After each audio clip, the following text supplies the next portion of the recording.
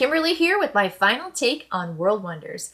This is a 1 to 5 player game by Arcane Wonders, and the box says it takes about 70 minutes. More on that later. But overall, what you're doing in this game is you are building. You are building wonders, yes, but you're also building buildings that bring you in resources, that raise your population marker. You're building towers, and you're building sidewalks to extend your reach in your civilization, because every player is going to get a really cool player area. It's a grid, and the grid has sidewalks at the very bottom, access to build buildings on, but it also has a water feature that is unbuildable on unless your wonder requires it, like the Roman bridge or the port of Carthage or other wonders like that.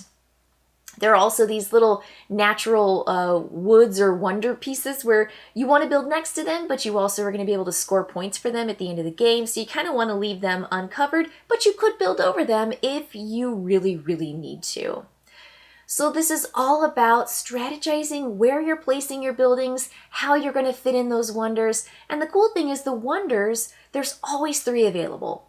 So while you're looking at 3, when it's your turn, that one of them might go away because someone builds it, and then a new one comes out right away. And I really like that kind of movement through the wonders, and there's just always 3 available because the rest of the pieces that are available during each round are limited. You have one size of each of the main tiles available. You have a certain number of sidewalk pieces available to you, and you have 1 tower available. So each round, players are vying for these resources, these buildings, these sidewalks that are limited. The wonders, they are first come, first serve. And the cool thing about the wonders is you have to spend your remaining gold to get it. Now, what does that mean? It means anything. I mean, it means whatever gold you have left, you buy the wonder, and that's like the end of your turn. It just ends. So when you build the wonder, that's the end of the round for you. But there are other players who may be spending smaller amounts of gold to get smaller things, and they get to keep playing in turn order. So everyone gets 7 gold to spend. And you might build a building that costs 2 gold, 3 gold, 4 gold, or 5 gold, depending on the size that you've selected. And there are different colors of buildings or types that are the requirements by the wonders. The wonders want to be built by certain kinds of buildings, and they want to be built by sidewalks so people can get to them. They want to be built by water because they're a water feature, like the port of Carthage or the Roman bridge. And so there's just a lot of reason why you're looking at the wonders. You have to actually meet the requirement before you can build it, but you are spending the rest of your turn saying, I'm done, I'm out, I essentially can't be doing anything else in this round. So that's how the round goes with 7 gold, and then players are spending by taking 1 action on their turn. Then the next player goes, spends 1 action, and that action could be, again, any amount of gold to do the one thing that they want to do. And so players will take turn order until everybody is essentially maxed out and they have either gotten to their 7 or built their wonder, which ended their turn. There are possibly 10 rounds in the game, or if one player reaches the max amount of population that they can earn. And population markers come from raising the resources in your civilization, which is from building wonders or building buildings that give you the population boost. It gives you the resources, that gives you the population that moves up your population marker. So there are a variety of ways to get both resources and population, but it's always by building buildings or building your wonders. And if you have someone reach that final space, that could also trigger the end of the game before you've gotten to your 10th turn. So that's where kind of a little variable time should be on the box. I think, again, the box says about 70 minutes. I think it depends on the amount of players, because if you're playing solo or if you're playing a 2-player game, this game is probably not going to take 70 minutes. It's going to be under an hour for sure. Even if it's your first time, I think it's going to be under an hour. If you're getting into 3 or 4 or 5 players, there is a lot of downtime while you wait for other players to take their 1 action on their turn, and it comes back around to you to take your action. And I also think that it just takes longer because there's just more players. So I think it should be like a maybe 45 to 120 minutes, which is a really wide range, but I think it could take up to 2 hours with 5 players, easy. Now, I haven't played the 5-player game, but I can imagine it being incredibly long and downtime wait and chaotic, because the wonders are going to come and go, come and go, come and go. I mean, you might want one of the 3, but other players get to the wonders and build them before you, and then there are 3 brand new wonders that weren't there at the start of the round that are there now when it's your time to kind of build a wonder. So there has to be a little bit of flexibility and understanding that there could be some chaos with that. Now, there is a really cool feature. They add tiles of 2 different sizes if you have a 4-player game and a 5-player game, so that there are more buildings available. But in the 1 to 3-player game, which I showed in the run through, it's just the base board, and there aren't those extra tiles out there. The other thing, and these are the tile sizes, they're essentially an 8, like a U, and then the other one is a long 1x3. And then the other thing is every single player board has the start side that has a lake. This is the start side.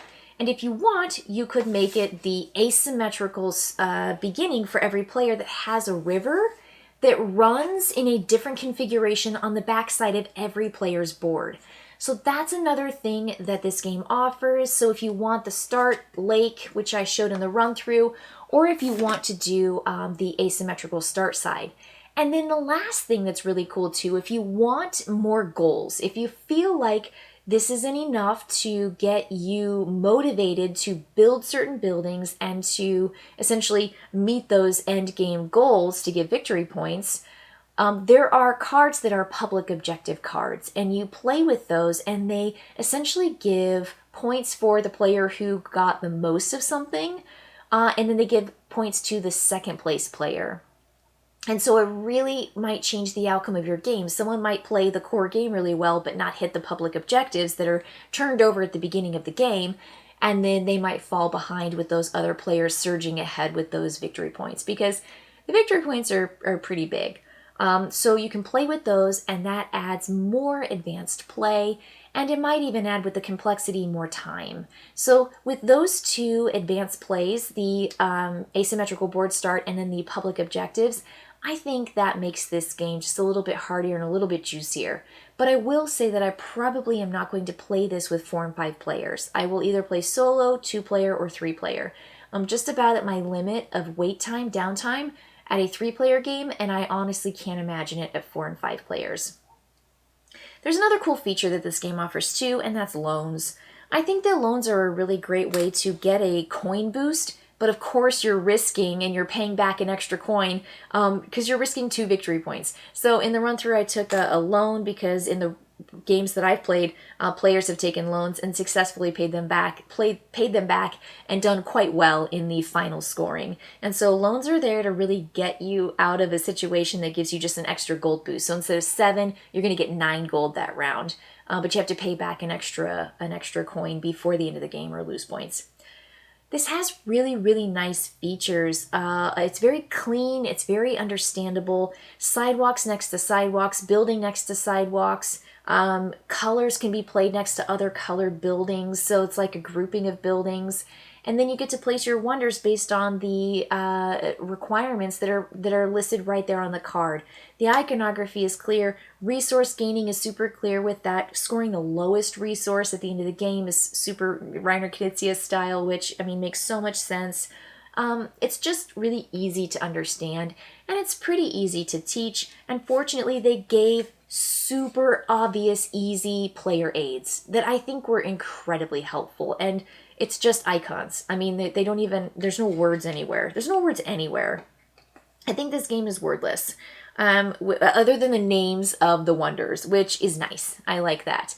But I love the thoughtfulness that went into the wonders, and the fact that there are so many wonders. There's just so many wonders. And every single wonder comes with its own, like, little piece it's like pretty, and it's colored, and it's 3D, and it takes up a certain amount of space. And so you have like 3 bags in the game that are just devoted to all the different wonders. And so when you're done, it has a really nice look. It has a really nice feel on your board.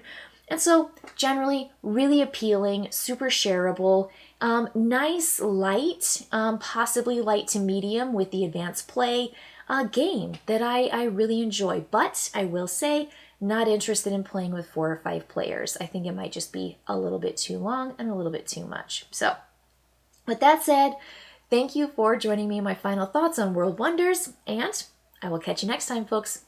Bye!